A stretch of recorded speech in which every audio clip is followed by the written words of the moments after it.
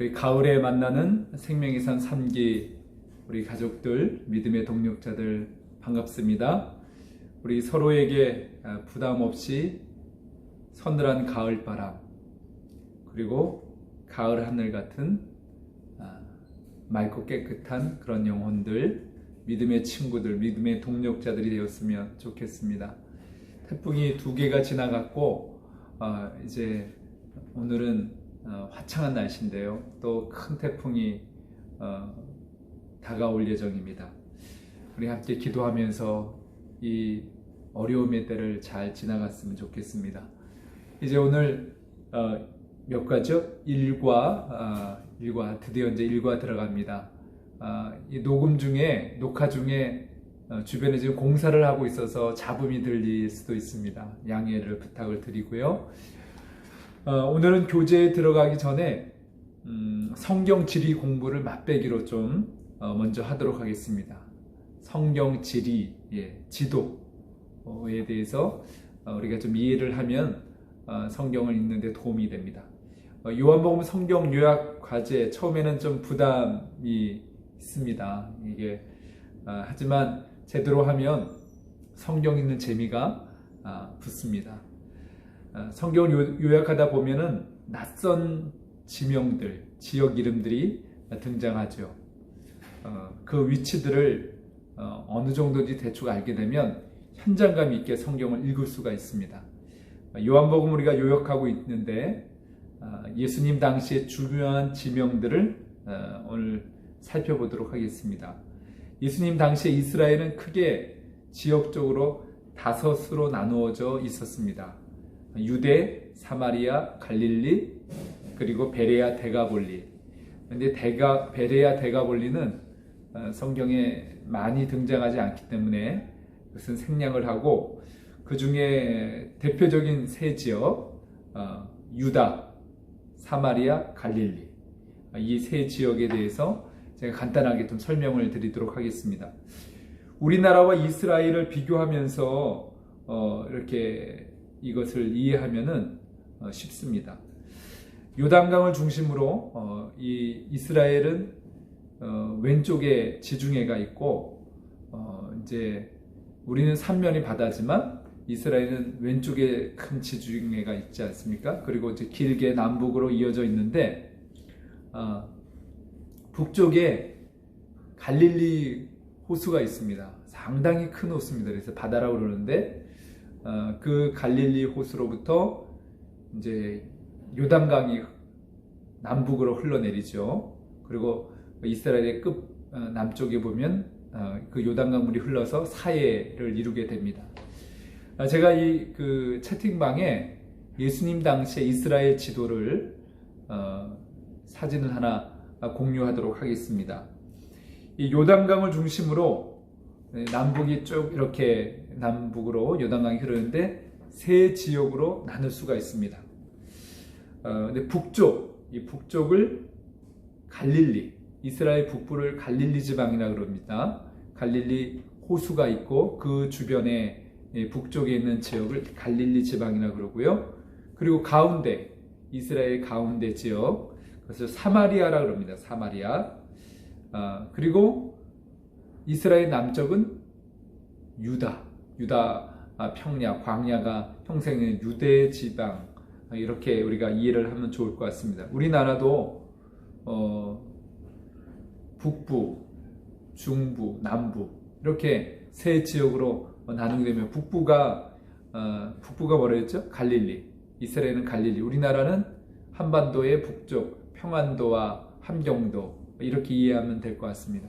그리고 가운데는 수도권 또 더 넓게 보면 충청도, 북쪽의 황해도, 이렇게 북한의 황해도까지 해서 중부지방이라고 할 수 있습니다.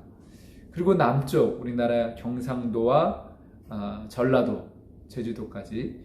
근데 이스라엘은 남쪽을 뭐라 그런다고요? 유대지방이라고 그럽니다.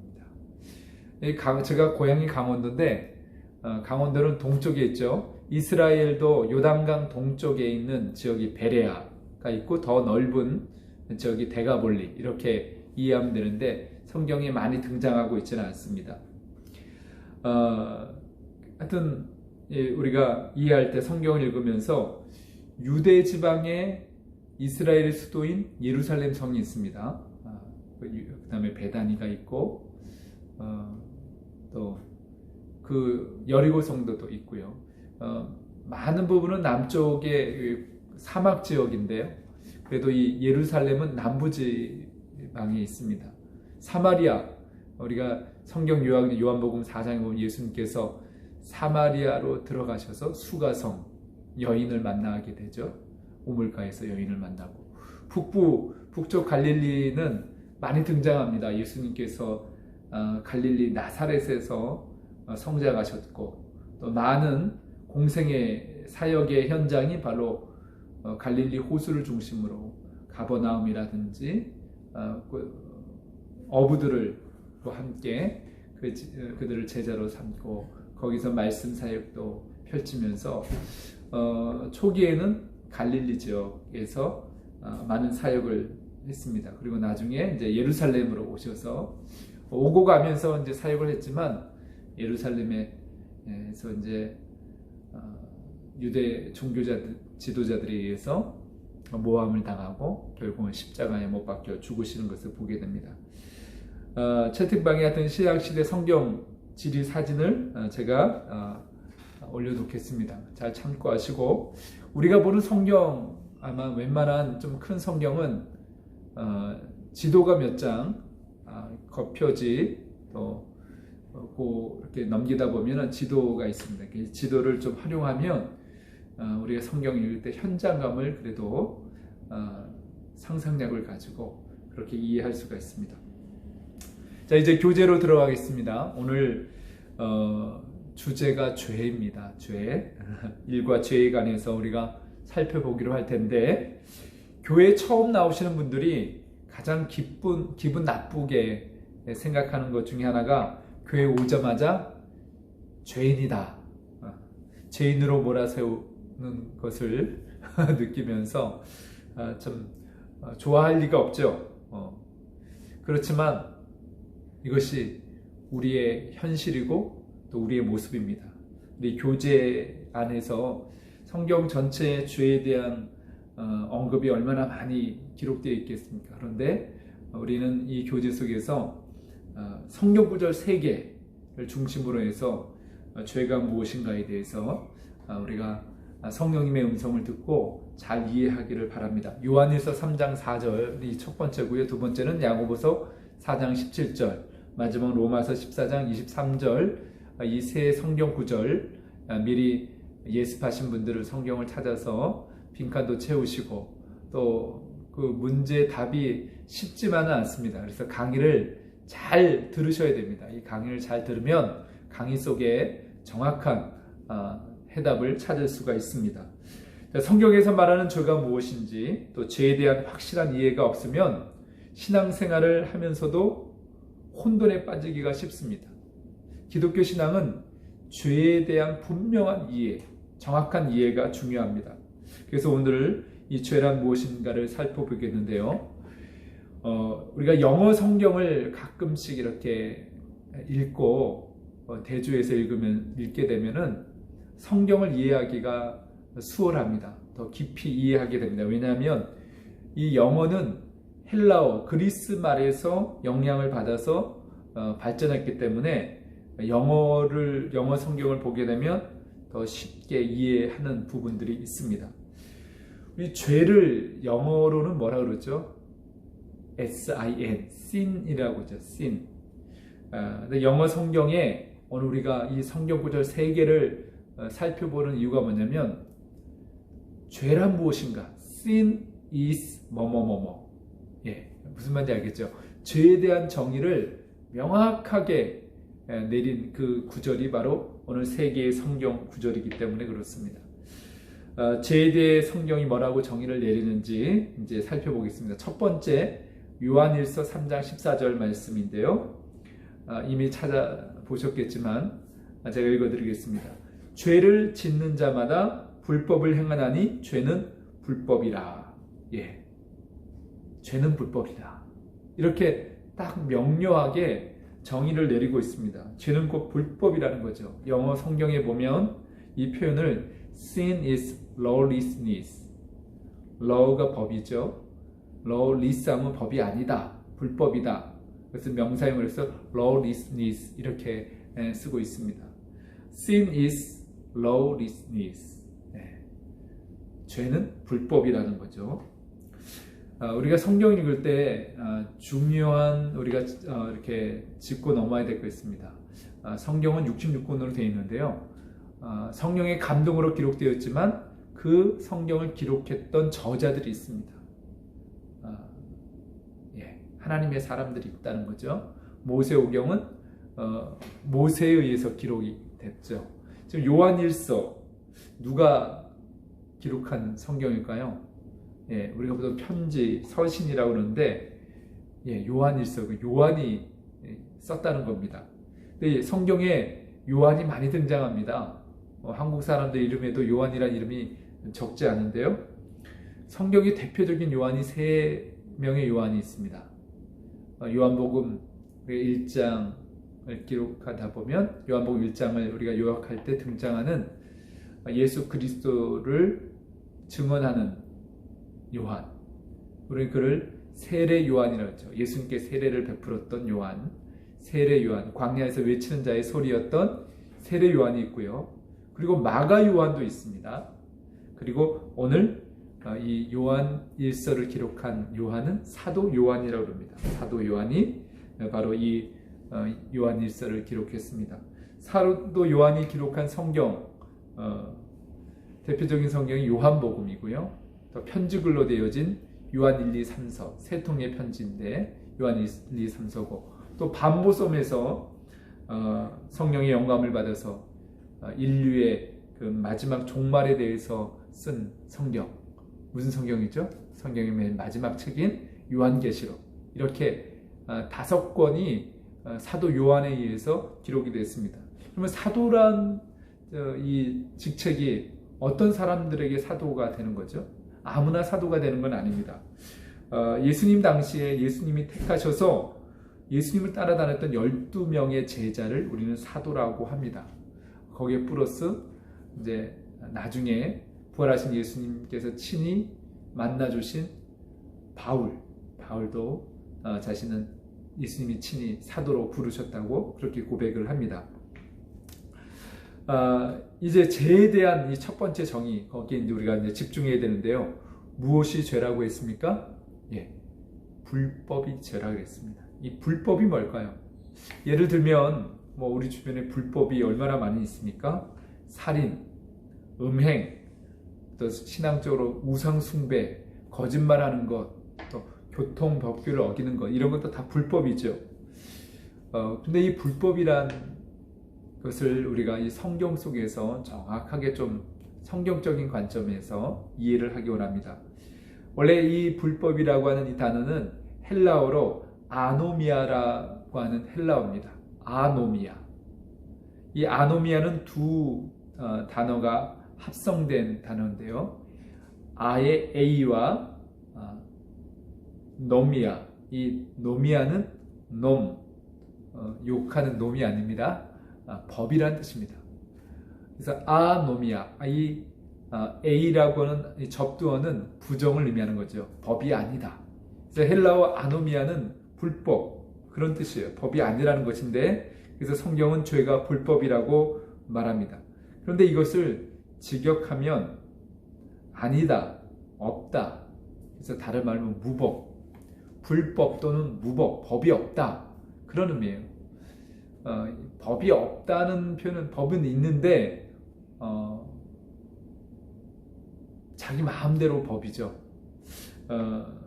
제가 이 법이 무법 천지, 법이 있어요. 근데 그 법을 지키지 않는 거죠.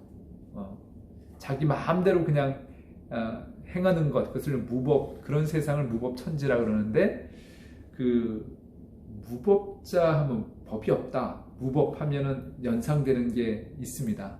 지금은 찾아보기 힘든데 시골을 가게 되면은 아직도 남아 있어요. 경운기 아세요? 경운기? 경운기 아실 거예요. 경운기 이렇게 짐을 싣고 다니는 뭐랄까 오토바이는 아니고 더 큰 이제 바퀴 두 개, 바퀴가 세 개 달렸나요? 두 개, 네, 세 개 달린 운반하는 그 경운기를 아실 거예요. 경운기의 별명이 있습니다. 거리의 무법자. 왜 거리의 무법자라는 별명이 붙었냐면 신호도 잘 지키지 않고 차선도 자기 잘 안 지키는 거예요. 그리고 속도도 다른 차량들이 아주 불편해하죠. 그래서 거리의 무법자라고 합니다.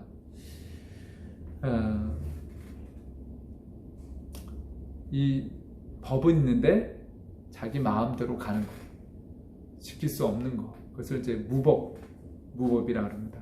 옛날 미국의 서부 영화를 보게 되면 그런 영화가 있어요. 황야의 무법자.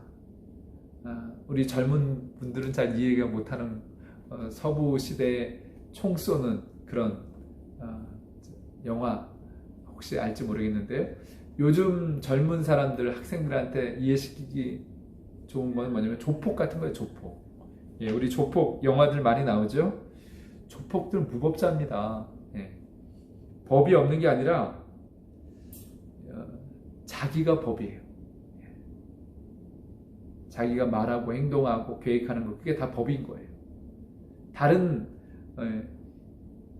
존재하는 법, 그것에 연연해 하지 않습니다. 자기가 생각하고 자기가 말하고 행동하는 것, 그게 법이라고 생각하는 거예요. 오늘 성경에서 죄는 무엇인가? 자기가 법인 사람, 그런 사람을 성경은 죄인이라고 그럽니다.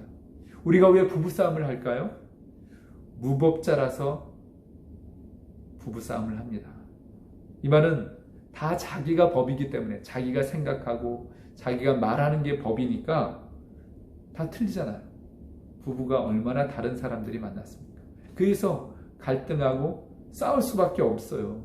남편은 이래야 돼, 아내는 이래야 돼, 교회 안에서도 성도들이 목사는 이래야 돼, 또 권사는 이래야 돼, 또 목사님들이 그렇게 생각하고 서로 그렇게 자기 나름대로의 기준을 세우고 규정을 세워서 비판하고 못마땅하게 생각하고, 거기서 갈등이 생기고 거기서 분열이 일어나는 거죠. 그런데 하나님이 자기 마음대로 해주지 않으니까 심지어 하나님도 이래라 저래라 하는 거예요. 그래서 자기 마음에 들지 않으면, 그래서 하나님 못 믿겠다는 거죠.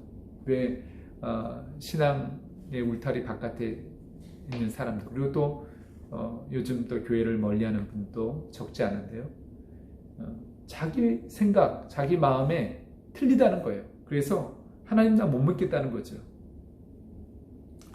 우리가 그런 의미에서 다 무법자들입니다. 성경은 죄는 불법이라고 했는데 그 의미로는 자기가 다 자기가 법인 그런 모습으로 살아가고 있습니다. 그래서 죄는 무엇인가? 이 첫 번째 성경 구절을 통해서 우리가 좀 정리를 할 필요가 있는데요. 물론 우리가 도둑질하는 거, 이런 죄가 우리 피부로는 윤리적인 죄, 또 도덕적인 죄, 이런 죄는 우리가 쉽게 이해를 하고 인정을 하게 됩니다. 성경에서 죄를 무법이라고 이렇게 말할 때 세상 사람은 잘 이해하지 못합니다. 그러나 우리가 조금만 이성을 가지고 이 성경에 있는 내용들을 우리가 잘 생각하면, 그렇구나, 내가 법인 것, 자기가 법인 것, 하나님의 법은 분명히 있습니다. 그런데 그것을 인정하지 않고 사람들이 만들었고 자기가 규정한 것을 그것이 옳다고 말하는 것, 그것이 성경에서는 죄라고 정의를 내립니다. 죄를 단수와 보수로 구분합니다. 대문자 s를 써서, 또 단수로 sin, 이런 것은, 이 죄는 본질적인 죄죠. 본래 인간이 가지고 있는 그 죄성, 이것이 다 이 단수형의 죄입니다. 성경은 모두 사람들이 하나님 앞에 죄인이라고 말하죠. 아담 이후에 그런 죄를 가지고 태어나고 죄의 본성을 가지고 있습니다. 죄인은 하나님을 모르고 예수님도 믿지 않는 근본적인 죄를 가지고 있다는 거죠. 우리가 어떤 윤리 도덕적으로 죄를 짓지 않아도 이미 죄성을 가지고 있는 아담 이후로 그런 존재라는 것입니다. 그런데 보통 우리가 말하는 죄는 대부분 윤리적이고 도덕적인 죄이기 때문에 그것을 우리가 sins, 복수형으로 사용하게 되는 것을 보게 됩니다. 이 sins는 윤리적이고 도덕적인 죄, 드러나는 죄, 우리 현실의 죄는 인간이 무법자이기 때문에 하나님의 법을 인정하지 않고 그렇게 살아가기 때문에 드러나는 결과물들입니다. 열매라고 할 수 있습니다. 나무에도 뿌리가 있고 뿌리가 근본적인 거죠. 보이진 않지만 그게 바로 죄성이에요. 그런데 나무에 열매가 있지 않습니까? 그것은 그 죄의 뿌리가 있기 때문에 죄성을 가지고 있기 때문에 열매와 결과가 드러난다는 것입니다. 이해하셨죠? 하나님의 법이 불변하고 영원하죠. 하나님께서 모든 것을 만드시고 주권자이기 때문에 하나님의 법이 완전한 것입니다. 그런데 인간들은 자기가 법이라고 고집스럽게 주장합니다. 그래서 인간들 사이에서도 서로가 자기가 주장하는 게 법이다. 그게 옳다. 그래서 갈등이 생기고 싸움을 하고 투쟁하고 그렇습니다. 무법자들끼리 있는 곳은 항상 싸움, 충돌이 일어날 수밖에 없습니다. 조폭들 자기들끼리 싸우잖아요. 내가 법이라는 거예요. 우리 가정에 조폭들이 많이 있습니다. 네, 다 자기가 법이라고 얘기하면서 싸우는데 무법자들끼리 붙으면 누가 이길까요? 예, 힘이 센 사람이 이깁니다. 근데 힘이 센 사람이 이긴다고 다 좋은 게 아닙니다. 지나고 나면 그 승리는 참 공허합니다. 그리고 진정한 평안을 누릴 수가 없습니다. 또 다른 문제들이 발생합니다. 계속 복수하고 복수하는 이 불행의 악순환이 진행되는 거죠. 무법자들끼리 싸우면 결국 진정한 승리자가 없다는 것입니다. 우리 대부분 부부싸움부터 시작해서 크게는 국가 간의 전쟁 다 마찬가지입니다. 부부싸움에서 목소리 큰 사람이 이기죠. 그래서 내가 이겼다고 해서 마음 편합니까? 배우자 마음 힘들게 한 것 때문에 나중에 가면 다 후회하게 됩니다. 국가 간의 전쟁도 마찬가지입니다. 승리를 했지만 아군에게도 피해가 적지 않습니다. 그리고 그 전쟁으로 인해서 수많은 군인들뿐만 아니라 민간인들의 그 죽음과 또 사상자 이런 것들 생각할 때 진정한 승자는 없는 것이죠. 자, 이제 죄에 대해서 첫 번째 정의, 죄는 불법. 그러나 그 진정한 의미는 죄는 무법이다. 자기가 죄라고 그렇게 생각하며 살아가는 모든 것이 죄죠. 자, 그 다음에 두 번째, 죄에 대한 두 번째 정의는 야고보서 4장 17절 말씀이죠. 제가 본문 성경을 읽겠습니다. 그러므로 사람이 선을 행할 줄 알고도 행하지 아니하면 죄니라. 선을 행할 줄 알고도 행하지 아니하면, 선인 것을 알아요. 근데 행하지 않아요. 그것도 죄라는 것입니다. 우리가 아는 것만으로도 아는 것으로 하나님 앞에 자랑할 것이 못 됩니다. 내가 안다. 사람 앞에 자랑할 게 그것을 행할 때 의미가 있는 것이죠. 알기는 다 알아요. 그런데 우리가 행하지 않고 행할 수 없어요. 행할 수 있는 능력을 상실했어요. 그게 죄라는 것입니다. 자, 야고보서 말씀. 우리가 책을 읽을 때 우리 아이들에게 독서 지도를 하잖아요. 제가 요즘 독서 지도사 공부를 하는데 머리도 잘 안 돌아가고 공부할 양도 많은데 겨우겨우 따라갑니다. 공부하는 것 중에 아이들의 독서 지도를 할 때 지은이가 참 중요하다는 거예요. 누가 그 책을 지었냐. 그 책을 통해서 교훈을 얻고 사람들이 많은 유익을 얻습니다. 그럴 때 그 책을 이해하는데 그 책을 쓴 저자의 세계관, 어떤 인생관을 가지고 있냐, 그것을 미리 알고 또 파악하고 책을 읽는 것하고 전혀 관심 없이 읽는 것하고는 아주 큰 차이가 있습니다. 성경도 마찬가지입니다. 야고보서, 야고보가 누구인가?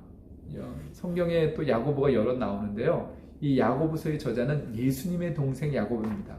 처음에는 예수님을 구세주로 믿지 못했지만 예수님 부활하신 이후에 예수님을 구주로 확실하게 믿고 또 그렇게 사명을 감당했던 예수님의 동생이 야고보.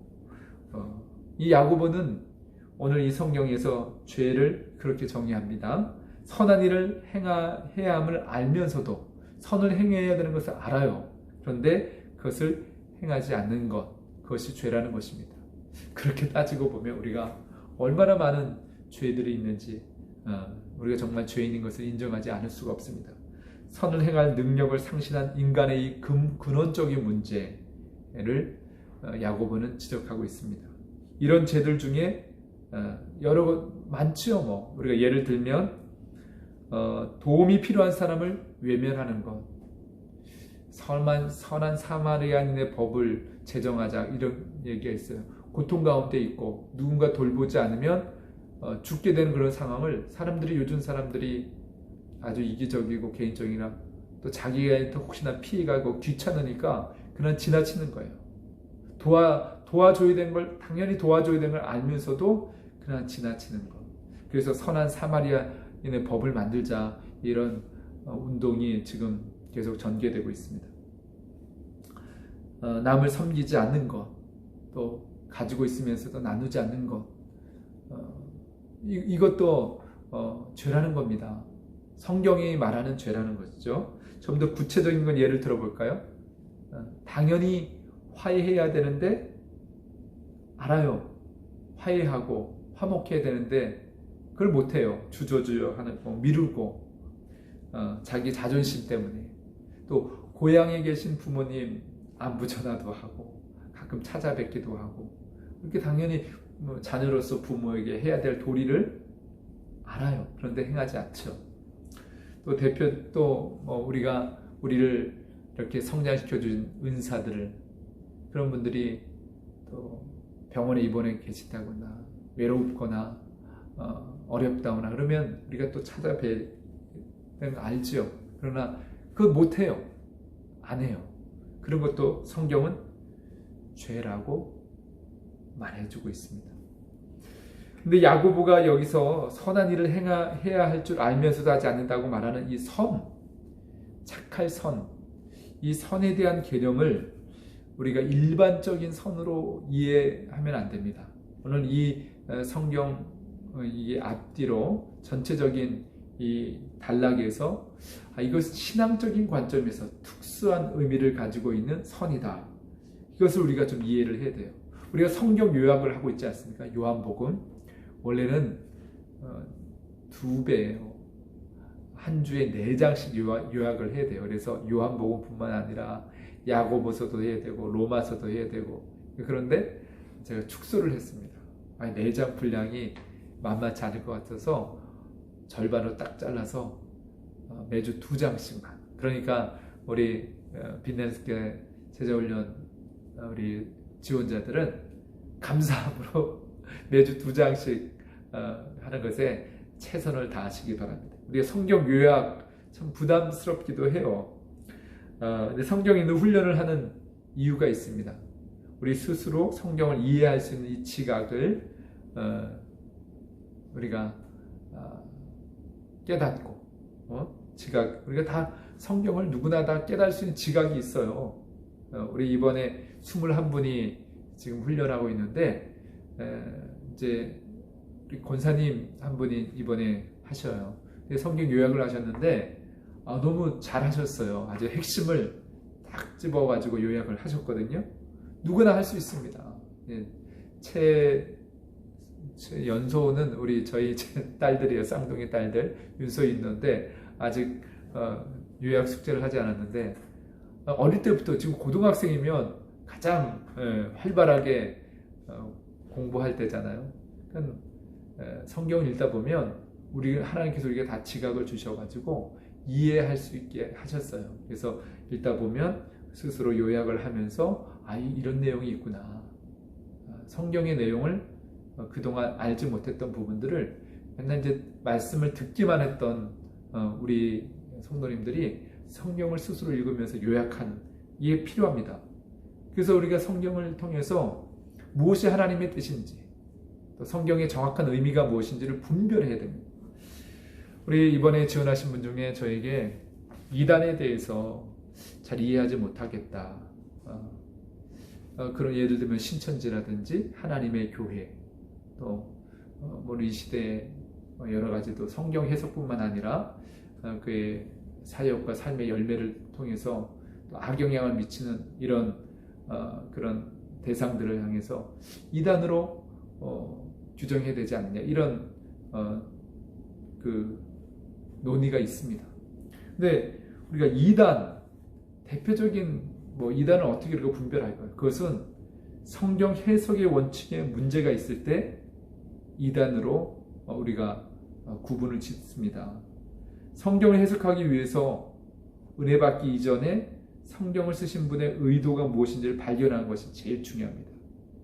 이단의 대표적인 특징이 뭐냐면 성경 구절 한 절을 가지고 자기의 공동체, 자기의 그 의도하는 대로 그것을 마음대로 해석하는 거죠.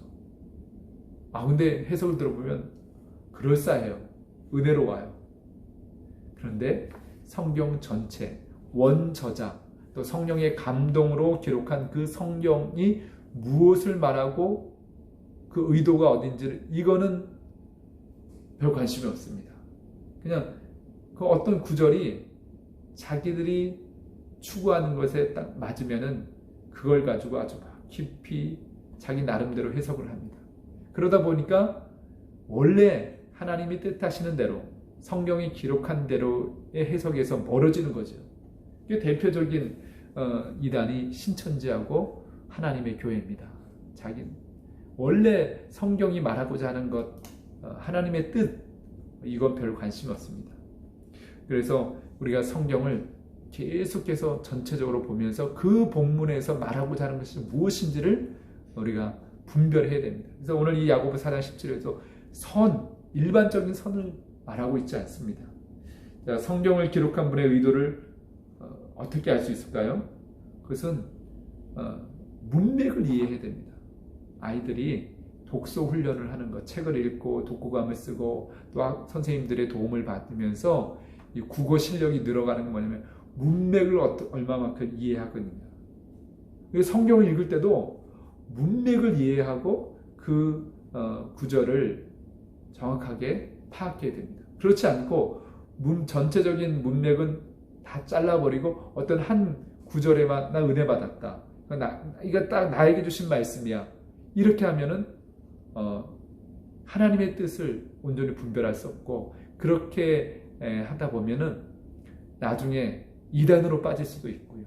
그리고 이기적인 신앙, 하나님의 뜻과는 상관없이 아주 고집스러운 자기 중심적인 신앙에 빠지기 쉽습니다. 그 대표적인 사람들이 예수님 당시에 바리새파 사람들, 종교 지도자들, 제사장과 서기관들, 이런 사람들이 하나님의 뜻은 예수 그리스도를 통해서 구원하시는 이 놀라운 구원의 계획이 성취되었는데 그것을 거부하는 거죠. 이해가 되신지 모르겠습니다. 많은 분들이 성경을 읽으면서 한 절만 가지고 보는 이것이 문제입니다. 성경을 한 절만 가지고 해석하기 시작하면 무슨 사상을 가지고 있든지 성경을 가지고 자신의 생각을 정당화시킵니다. 심지어 공산주의자도 얼마든지 성경을 가지고 자신들의 사상을 합리화시키고 정당화시킬 수 있다는 것입니다. 자신의 입장에 맞는 성경 구절이 분명히 있습니다.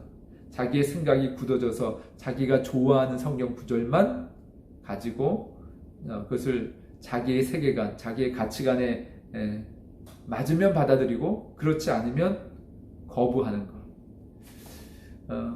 그래서 자본주의를 표방하고 있는 이 기독교와 자본주의는 밀접한 부분이 있습니다. 그러나 자본주의 자체가 기독교는 아닙니다. 성경에서 자본주의 가치관과 세계관과 딱 맞아떨어지는 성경 구절들이 있죠. 특히 많은 부분 축복, 물질의 축복. 그게 전부가 기독교가 아닙니다. 하나님은 우리에게 풍요로운 이 경제적인 복을 약속해 주셨지만 그거는 한쪽 날개예요. 또 다른 한쪽은 하나님은 끊임없이 나누라는 것입니다. 고아와 가부와 나그네들, 그리고 연약한 이들, 가난한 사람들을 위해서 나눈 이 복지에 대한 말씀이 구약 성경에도 얼마나 많이 있는지 알 수 없습니다. 이것이 참 균형이 필요합니다. 기독교는 공산주의와 다릅니다. 강제적으로 물질을 분배하는 것 아니에요. 기독교는 공산주의도 아니고 자본주의도 아닙니다. 사람들이 다 자기 입맛에 맞게 성경을 그렇게 잘라서 구절로 자기 입맛에 맞는 것만 받아들인 거죠. 우리에게는 균형이 필요하고 성경 전체에 하나님의 뜻이 무엇인지를 분별할 필요가 있습니다. 자, 그렇다면 저자의 의도를 어떻게 알 수 있을까? 뭐를 이해해야 된다고요? 문맥을 잘 보고 그래야 이 어떤 그 의도를, 그 구절의 의도를 알 수가 있습니다. 야고보서 4장 17절 이 부분을 우리가 좀 너무 시간을 많이 할애했는데 성경을 보는 관점을, 방법을 우리가 훈련하기 위해서 그렇습니다. 이 4장 17절의 내용을, 이 문맥을 이해하기 위해서는 그 앞부분의 13절부터 읽어야 됩니다. 시간이 없어서 제가 읽지 못하는데 13절부터 천천히 한번 읽어보시기 바랍니다. 이 본문의 주제는 그런 내용이에요. 허망한 것을 경계해라. 인생에 허망한 때가 온다는 거죠. 참 인생 무상입니다. 그걸 우리가 알아야 되는데 우리가 성경 요약하는 훈련, 그래서 꼭 해야 됩니다. 이 17절 맨 마지막에서 말하는 선한 것, 그 선한 것이 무엇인가를 이해하기 위해서는 앞에 13절부터 읽어야 됩니다. 그 앞에 내용들이 있는데 17절은 앞에 내용을 딱 설명을 하고 그러므로 하고 이제 결론을 내리는 접속사를 하면서 우리가 알고 있는 이제 무엇이 죄냐, 선을 알면서도 행하지 않는 것, 이게 죄인데 앞에 내용을 알아야 선이 무엇인지가 분명하게 드러나게 되어 있습니다. 그래서 성경을 처음 읽는 분들에게 성경의 다독을 권합니다. 계속 흐름을 알아야 돼요. 성경의 흐름, 특히 복음서의 흐름. 그래서 요한복음 말씀을 쭉 이렇게 전체적으로 계속해서 읽다 보면 하나님이 우리에게 주신 이 구원의 메시지가 무엇인지, 무엇을 우리에게 주시고자 하는지를 하나님의 의도를 알 수가 있습니다. 그래서 우리가 흐름을 잡는 것에 좀 초점을 맞추고 계속 성경을 읽으셨으면 좋겠습니다. 성경 야고보가 이제 이것을 썼잖아요. 야고보서를 쓴 목적이 있고 로마서를 쓴 사도 바울의 목적이 있습니다. 똑같은 성경인데 그 목적과 의도에 따라서 내용이 달라집니다. 로마서는 믿음, 복음을 알려주고 그 복음을 믿음으로 구원받는다고 하는 바로 이 복음의 본질에 대해서 알기를 원해서 로마서를 썼습니다. 근데 야고보서를 쓴 목적은 이미 구원받은 하나님의 사람들이 어떻게 살 것인가, 거기에 그것을 가르쳐주고 권면하기 위해 썼기 때문에 행함을 강조할 수밖에 없는 거죠. 이해되시죠? 성경이 모순이다. 그렇지 않습니다. 목적과 의도에 따라서 성경의 내용이 달라질 수 있습니다.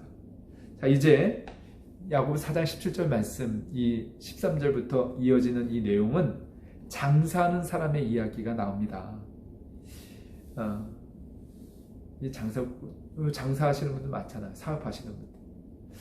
사업하시는 분들의 참 어려운 그런 참 많아요. 지금 코로나로 인해서 자영업자들이 제일 힘든 가운데 있는데요.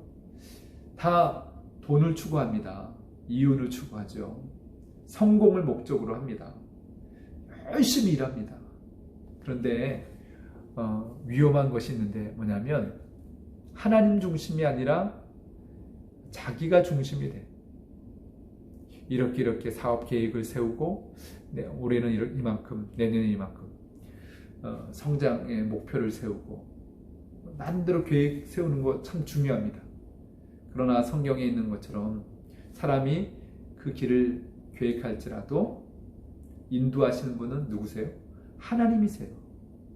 하나님이 없이 사람이 중심이 되고 사람이 하나님이 되어가지고 다 계획하고 또 추구하는 것, 그것이 위험하다는 것입니다. 그것을 오늘 이 야고보서 4장이 이야기해주고 있어요. 우리 인생도 그렇지 않습니까? 나름대로 인생에 많은 계획을 가지고 있고 지금도 그 계획대로 얼마나 열심히 살아가고 있습니까? 그런데 하나님은 없어요. 얼마나 위험한 것이고 그것이 인생의 허망한 것을 추구하는 것인지 위험한 요소인지를 깨달아야 될 줄 믿습니다. 그래서 그런 의미에서 야고보는 선한 일, 악한 일을 그런 관점에서 의도를 가지고 사용하고 있다는 것입니다. 오늘 이 야고보서 4장의 말씀의 핵심은 장사하는 사람이 자기 장래가 자기 손에 달려 있다고 생각하는 것, 이것이 아주 큰 문제예요. 이것이 악한 것이고 이것이 죄입니다. 그걸 우리가 어떻게 알 수 있습니까? 14절을 보게 되면 문제는 내일 일을 알지 못한다는 거예요. 1년 동안 한 도시에 가서 내가 장사를 잘 해야지. 그래서 이 돈을 많이 벌어가지고 부유하게 살고 또 그거 가지고 또 다른 사람들한테 나눠주기도 하고 이런 계획을 세워서 열심히 투자를 했어요. 문제는 내일 일을 알 수 없다는 거죠. 우리가 이 코로나19 상황이 올지 예측했습니까? 내일 일을 알 수 없습니다. 이게 문제라는 거죠. 사람의 문제는 내일은 하나님의 손에 달려 있다는 것, 그것을 망각하고 산다는 거죠. 내일이 내 손에 달려 있다고 생각하는 것, 이것이 사람의 문제이고 이것이 바로 근본적인 죄의 문제입니다. 이것이 죄라는 거예요. 15절 미래는 다 하나님께 속한 것인데 미래가 자기에게 속한 것이라고 생각하는 것, 여기에 인간의 문제가 있습니다. 16절에 보면 이와 같이 그걸 또 사람들이 자랑해요. 우리가 미래에 대해서 또 꿈을 꾸고 비전을 이야기할 때 나는 이렇게 될 거야. 그걸 자랑하는 거죠. 근데 그것을 야고보는 악하다 이렇게 표현하고 있습니다. 그러면 반대로 선한 것은 무엇입니까? 야고보가 얘기한 이 선한 것은 미래는 하나님의 손에 달려있기 때문에 하나님의 그 주권을 인정하는 것이죠. 내 손에 달려 있다고 생각하는 것, 그것은 착각이고 그것이 악한 것입니다. 그런 의미에서 이 선은 아주 특수한 의미의 선이에요.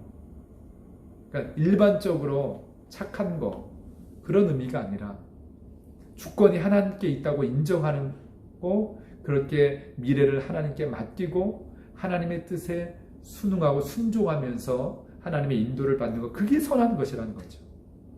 그런 의미에서 잘 들으세요. 야고보가 말하는 죄에 선을 알고도 행하지 않는 거죠. 하나님의 주권자인 것을 알고도 거기에 순종하지 않는 것이 죄인데, 사람들이요 사업을 하고 미래를 계획하고 그것이 이루어지기 위해서 열심히 살다 보면 자기 뜻대로 안 되는 거예요. 상황과 환경이 원래 계획한 대로 되지 않는 거예요. 그 사람들이 근심하고 걱정하고 염려하고 불안해하고 잠도 자지 못하고 그러죠. 사도 야고보는 그런 의미에서 걱정하는 것이 죄라는 겁니다. 왜요? 미래를 하나님의 손에 맡기지 않는 거죠. 미래의 모든 것이 하나님의 손에 달려있다고 믿지 않고 신앙인이고 그리스도인이라고 기독교인이라고 말하면서 하나님께 맡기지 못하는 거예요. 하나님의 손에 달려있지 않고 자기가 중심이 되고 자기가 주인이기 때문에 내가 계획한 대로, 내가 마음먹은 대로 되지 않으면 어떡하지? 거기에서 근심하고 걱정하고 염려하는 거예요. 그것이 성경에서는 죄라는 거예요. 여러분, 목회자들 중에도요, 근심하고 걱정하고 염려하고 불안해하고 두려워하는 목회자들이 많을까요, 적을까요? 모르겠어요. 그러면 하나님이 주권자이시고 하나님의 일을 하는데 염려하고 근심하는 것은 자기가 하나님의 일을 하겠다는 거예요. 우리 모두는 우리 인생도 그렇고 우리 신앙도 그렇고 하나님이 주인 되시기 때문에 염려하지 않을 수 없죠. 그래서 우리는 염려하지 않고 뭐예요? 기도하는 거죠. 기도. 하나님께 맡기고 하나님의 뜻대로 이루어지죠. 자, 오늘 이 본문에서 우리가 죄에 대해서 나누는데 여러분 염려하며 살아갑니까? 한번 돌아봤으면 좋겠어요. 근심합니까? 불안해합니까? 정말 하나님을 믿고 있는지 돌아봤으면 좋겠어요. 모든 것이 자신의 손에 달려있다고 착각하고 살아가고 있습니다. 우리가 신앙인이지만 그런 의미에서 우리는 하나님 앞에서 이런 죄를, 염려하는 죄를 짓고 살아갑니다. 그런 의미에서 기도를 쉬는 것이 죄라고 사무엘이 고백했는데 맞아요. 하나님께 맡기고 하나님이 주권자이기 때문에 하나님께 구해야 되는데 기도하지 않고 여태까지 잘 살아왔습니까? 미래가 어떻게 될지 모릅니다. 마지막이 어떻게 될지 모릅니다. 여러분 그래서 기도하는 것이 정말 믿음 있는 사람의 삶의 스타일이에요. 기도하지 않는 것, 그거 하나님 앞에서 죄입니다. 이해가 되셨으면 좋겠습니다. 죄의 문제가 해결되면 제일 먼저 생기는 신앙의 변화가 있어요. 죄송합니다. 그래서 뭐냐면 염려가 사라지는 것입니다. 물론 모든 염려가 하루아침에 사라지는 것은 아닙니다. 믿음이 자라면서 하나님에 대한 신뢰가 깊어지면서 염려가 하나씩 사라지게 됩니다. 기도로 하나님께 인생의 모든 짐을 맡기기 시작하면 그런 염려들이 사라지는 거죠. 그래서 예수 믿는 사람들이 예수 믿으면서 가장 먼저 경험하게 되는 삶의 변화, 마음의 변화가 뭐냐면 평안이에요. 평안, peace. 왜? 하나님께 맡기니까. 하나님께서 해결해 주시고 하나님께서 인도해 주시고 이것을 정말 신뢰하니까 마음의 평안을 얻을 수가 있습니다. 내 영혼의 그 깊은 데서 맑은 가락이 흘러나오는데 그 가락 바로 평화예요. 평화. 평화가 우리 모든 성도들에게 임하기를 축복합니다. 그러면 인생 계획 하지 말아야 될까요? 아니요, 해야 돼요. 계획하는 것 사람이나 누구나 계획하게 돼 있어요.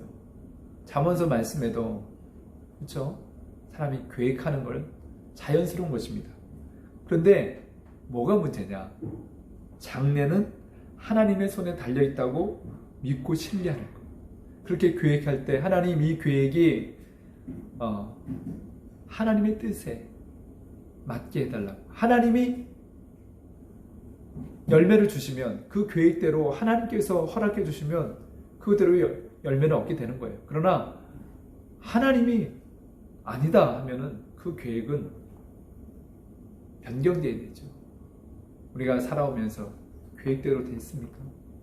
저는 목사지만 목회에 대해서 제 삶에 대해서 많은 계획도 가지고 있었고 바람도 있었고 소원도 있었지만 하나님 그것대로 그대로 어떨 때는 인도해 주셔요. 열매를 주셔요. 그러나 100%는 아니에요. 다 하나님의 계획이 있고 하나님의 뜻이 있어요. 그래서 우리의 모든 삶은 미래는 하나님의 손에 달려 있어요. 내가 계획한 것보다 더 좋은 것을 하나님은 준비해 주고 계시고 그 길로 인도해 주시는 거예요. 그럴 때가 참 많이 있습니다. 자, 우리의 미래 하나님의 손에 달려 있다는 것을 믿고 신뢰하는 것, 그것이 야고보가 말하는 선입니다. 네, 교재 이게 정답이에요. 지금 야고보가 말하는 선은 일반적인 선을 말하지 않고 신앙적인 관점에서의 특수한 의미를 가지고 있는 선. 자, 이해하셨죠? 이제 마지막 세 번째 로마서 14장 23절 말씀. 무엇이 죄냐? 의심하고 먹는 자는 정죄되었나니 이는 믿음을 따라 하지 아니하였기 때문이라. 믿음을 따라 하지 아니하는 것은 다 죄니라. 무슨 죄에 대한 이 정의가 점점점 믿음으로 하지 않은 게 모든 것이 죄래요. 예. 누가 한 말이죠? 사도 바울이 한 말이죠. 뭐가 죄라고 했습니까? 믿음으로 하지 않은 것. 참, 이 말씀의 정확한 의미를 또 우리가 이야기하려면 로마서 14장 그 앞부분에 있는 것 13절부터 쭉 읽어가야 됩니다. 13절부터가 이 단락이 시작되는 부분인데요. 주제가 뭐냐면 형제자매가 걸려 넘어지지 않도록 조심하라는 거예요. 대표적인 예를 제사 음식을 가지고 형제자매들이 서로 비난하고 분열하고 싸우는데 제사 음식을 먹는 것이 죄냐 아니냐 이걸 가지고 이제 분쟁이 일어났습니다. 바울의 결론은 음식은 음식이다. 모든 것 다 하나님께서 주신 몸에 유익한 거면 그게 문제가 되지 않는다. 근데 그거 먹는다고 죄가 아니라는 거죠. 근데 의심이 들어요. 이건 우상 섬겼던 음식인데 이거 먹으면 하나님이 기뻐하지 않는데 이렇게 의심이 드는 거. 그러면 믿음으로 하지 않기 때문에 그 마음에 양심에 걸리면은 죄라고 할 수 있다는 거예요. 그게 우상을 섬겼다거든. 이건 나는 이게 하나님 주신 음식이기 때문에 나는 꺼리낌 없다. 그러면 죄가 되지 않아요. 그런데 이 우상을 섬겼던 그 재물인데 하나님이 기뻐하지 않는데 이 양심에 꺼리낌이 있다면 그런데도 그걸 먹고 또 형제가 그걸로 인해서 시험을 드는데 그게 마음에 걸리면 그것을 먹는 게 죄라는 거예요. 그런 의미에서 바울이 오늘 이 믿음으로 행하지 않는 것이 죄다. 이 믿음이란 것은 여러 가지 말로 우리가 또 이해할 수 있습니다. 영어로는 믿음이 다양하게 표현되죠. faith, 신앙, believe, 믿는 것, 신뢰하는 것, trust, 또 의지하는 것, 신뢰하는 것, 그런 의미인데 여기서 말하는 믿음은 conviction, 확신을 의미하는 거예요. 네. 믿음의 확신이 없으면 그게 죄라는 거예요. 이 먹는 문제도 이것이 난 문제가 되지 않아. 이게 하나님 신앙의 관점에 내 양심에 아무리 생각해도 이거 먹는다고 이게 죄인가? 그런 확신이 있으면 죄가 아니라는 거예요. 그러나 양심에 꺼려껴요. 이게 무슨 우상을 숭배했던 재물인데 이거 형제들이 볼 때 이거 나를 평가하고 판단할 텐데 이거 먹어야 되나? 그러니까 안 먹는 게 좋다는 거예요. 이게 이해가 될지 모르겠습니다. 그런 의미에서 죄가 상당히 주관적이지 않느냐 생각이 그런 면이 있습니다. 주관적인 면이 있습니다. 우리 잘 이해했으면 좋겠는데요. 어떤 거는 딱 객관적으로 분명하게 명시된 하나님의 말씀에 따라서 이게 분명히 죄예요. 동성애 죄예요. 하나님이 죄라고 그러면 죄죠. 예? 그렇죠. 동성애를 추구하는 사람들 우리가 그들을 불쌍히 여기고 그들을 위한 복음을 전하고 돌볼 필요는 있지만 성경에 하나님께서 창조의 원리에 따라서 동성애가 죄다 그러면 죄인 거예요. 그런데 모든 것이 다 그렇게 명확하지 않은 이 바로 초대교회의 음식에 대한 규례는 명확하지 않은 거예요. 그래서 성령의 인도를 우리가 받아야 되는데 꺼림칙하지 않으면 죄가 안 되고 꺼림칙하면 죄가 된다는 것, 그것이 이 로마서 14장 바울이 우리에게 주는 죄에 대한 정의입니다. 지금 문제가 되는 이유는 기독교인 가운데 유대의 기독교인과 이방인 비유대인들 중에 기독교인들이 서로 이런 문제 때문에 충돌이 일어나는 거예요. 전통의 문제. 유대인들은 돼지고기 먹지 않아요. 그러나 그 외에 문화권에 있는 사람들은 돼지고기가 주식이지 않습니까? 그런 의미에서 초대교회 사도행전에서는 돼지고기 먹어도 된다는 거예요. 어디 문화적인 것 그런 거 해도 된다는 거예요. 본질적인 것, 복음과 관련되지 않은 것은 비본질적인 것은 허용하는 거죠. 그것이 죄가 아니라는 것입니다. 이해가 되셨으면 좋겠습니다. 이 문제에 있어서 가장 중요한 관점이 있습니다. 우리가 예수님을 영접하고 나면 거룩하신 하나님의 영이 우리 가운데 내주에 계시죠. 들어오셔서 성령으로 그 거룩한 영으로 충만하게 하십니다. 우리가 그것을 구하면 주시죠. 그래서 우리가 같은 성령 성령의 감동, 그 영감을 우리가 갖게 되는데, 구약을 보게 되면 하나님께서 이래라 저래라 직접적으로 그렇게 명령을 해주십니다.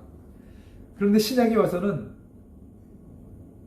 그렇게 명시적으로 하지 않아요. 성령의 인도를 따라가는 거죠. 그때마다 성령님께서 감동을 주시고 분별하게 해주시고, 그것이 이 사도행전 이후에 초대교회, 신약교회의 모습인 것을 보게 됩니다. 그렇다면 성령님의 인도하심을 우리가 어떻게 이해해야 될까요? 이 직관이란 단어가 있습니다. 딱 떠오르는 거. 예. 생각이 문득 딱 떠오르잖아요. 성령의 인도하심과 직관은 상당히 비슷해요. 오해하지 마시고 모든 게 다 그런 게 아니에요. 뭐 어떤 생각이 딱 떠올랐다고 그게 성령의 인도하심은 아닙니다. 하나님의 말씀에 비춰야 되고, 또 영적인 지도자에게 또 의뢰하기도 하고, 또 공동체 안에 서로 하나님의, 이게 분명히 하나님 뜻인지 우리가 분별할 필요가 있는데, 많은 부분 성령의 인도하심 가운데 우리에게 직관적으로 딱 떠오르게 하시는 성령님의 인도하심이 참 많이 있습니다. 예를 들면 오래전인데 제 막내딸 유나가 태중에 있을 때 위중했어요. 그래서 낙태 수술을 병원마다 다 권하기도 하고, 뭐 의사들이 손 쓸 수 없는 그런 상황인데, 그래서 제가 문득 어디 아이들하고 잠깐 쉬는 상황에 딱 누군가가 떠올랐어요. 이게 저기 어떤 한의원 원장님이신데, 그분이 생각나는 거예요. 그래서 그분에게 연락을 하니까 결론적으로 그분의 도움을 통해서 우리 유나가 아주 건강하게 잘 태어났습니다. 여러분, 성령님의 인도를 받는다는 게 바로 그런 부분입니다. 우리가 무슨 결정을 앞두고 꼭 기도해야 될 이유가 여기 있어요. 성령님의 인도하심, 하나님의 뜻. 그래서 많은 사람들이 어떤 중요한 결정을 앞두고 기도하는데 마음이 편치 않은 거예요. 하나님, 무엇이 하나님 뜻입니까? 근데 마음이 불안해요. 그러면 그 일을 계속 진행하는 건 위험한 요소들이 많이 있습니다. 또 어떤 걸 결정할 때 위로부터 성령님께서 놀라운 평화를 주셔요. 그리고 세미한 음성을 들려주시죠. 그럴 때 우리는 그 일을 이게 성령의 인도하심이구나. 그리고 여러 가지 불안한 요소가 있지만 하나님께서 지켜주시고 인도해 주실 거라는 확신을 가지고 그 일을 우리가 진행하게 됩니다. 그래서 기도하는 것이 중요하죠. 성령님의 인도하심에 순종하고 믿음으로 하지 않은 모든 것, 사실 그게 죄입니다. 그게 바로 이 로마서 말씀이 말하는 거예요. 하나님이 무슨 말씀을 하셔도 내 마음대로 고집대로 하겠다는 것, 그게 죄예요. 또 세상의 기준과 사람들의 어떤 정보, 이런 것들을 하면서 하나님께 물어보지도 않고, 하나님의 인도하심에 귀를 기울이지 않고, 기도해보지도 않고, 이건 무조건 잘 될 거야. 이런, 그게 죄입니다. 어떤 결과를 가지고 하는 게 그런 과정 속에서 때로는 결과는 좋지 않지만 하나님 앞에 물어보고 하면 마지막 결론은 그게 진짜 좋은 열매를 가져와요. 중간중간에는 사람들이 비난하고 비웃기도 해요. 참 예수 믿는 사람은 바보 같다.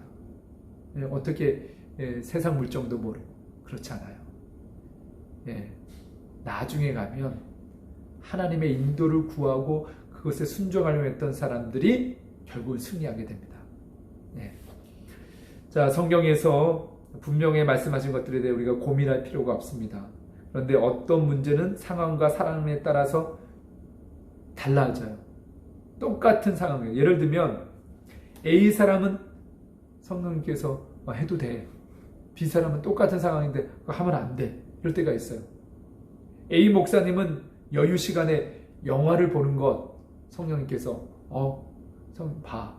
그 영화를 통해서 또 성령님께서 주시는 그 감동이 있고 하나님의 음성이 있어요. 그걸 가지고 다른 사람들한테 예화로 써먹을 수도 있고. 근데 B 목사님은 영화 보고 싶은데 성령님께서 막으셔요. 보지 마. 그 목사님에게는 다그는 아니고 사탄이 준 유혹이라는 거예요. 그 영화 때문에 하나님과의 관계가 더 멀어지고 영적으로 혼미해집니다. 그래서 성령님이 가로막을 수가 있어요. 똑같은 영화를 같은 영화는 다르겠지만 같은 영화는 이렇게 영화를 보는 것도 사람마다 다를 수 있다는 것입니다. 중요한 것은 하나님의 인도하심이 필요한 문제들이 많은데 그럴 때마다 우리가 하나님께서 우리를 인도하신 것을 믿고 기도해야 된다는 것입니다. 우리 각자가 기도해야 돼요. 목사가 성도를 위해서 기도해주고 우리가 서로를 위해서 중보기도 하지만 먼저는 각자가 자신의 문제를 놓고 하나님 앞에 나가 기도해야 됩니다. 직업이라든지 진로, 또 결혼, 또 사업의 어떤 결정할 부분들 기도해야 됩니다. 여러분 이사할 때 힘들죠? 네. 어떤 집으로 이사해야 되냐, 집을 사야 될 말에 여러분 기도하지 않는 것 큰 어려움이 있어요. 그래서 기도해야 돼요. 이제 종합적으로 정리를 해보겠습니다. 죄는 과연 무엇일까요? 세 가지 있는데 다 공통점이 있습니다. 하나님과의 관계와 연관되어 있습니다. 첫 번째 죄는 뭐였죠? 내가 하나님 노릇하는 거예요. 주인 노릇하는 것. 하나님 말씀이 법인데 내가 법이라고 고집하는 거죠. 그래서 불법이 죄고 무법, 자기가 법인 그런 모든 것이 죄입니다. 두 번째, 미래의 주인은 하나님이신데 내가 미래의 주인이라고 생각하는 거예요. 그래서 교만하게 자기 마음대로 사는 것, 혹은 능력이 없으니까 염려하고 근심하고 걱정하는 것, 그것이 죄입니다. 걱정이 죄예요. 세 번째, 나는 하나님이 뭐라고 해도 내 마음대로 고집을 피우는 것. 그래서 믿음으로 하지 않고 성령의 인도하심을 구하지 않고 기도하지 않고 사는 것, 그게 죄라고 성경은 정의를 내리고 있습니다. 죄라는 한마디로 하나님 없이 살아가겠다고 교만한 게 고집 피우는 것, 자기 의지대로 사는 것, 그것이 죄입니다. 때로는 열심히 시도해보지만 능력도 없고 지혜도 부족하니까 늘 염려하고 결국 자기 인생을 엉망진창으로 만드는 것, 그게 바로 우리 인생입니다. 그게 바로 우리가 죄인인 것을 말해주고 있습니다. 저는 이것이 창세기 3장 사탄이 첫인간 아담에게 준 유혹이죠. 너가 하나님이 되라. 네. 이것이 성경이 말하는 죄의 정의입니다. 오늘 강의 조금 길었습니다. 1시간이 조금 넘었는데요. 궁금한 것이나 질문할 것이 있으면 채팅방에 올려주시면 함께 공유하고 또 하나님의 말씀을 통해서 함께 답을 찾기를 원합니다. 감사합니다. 이제 2과 하나님의 사랑 또 다른 영상을 또 찍어서 올려놓도록 하겠습니다. 승리하세요. 네, 감사합니다.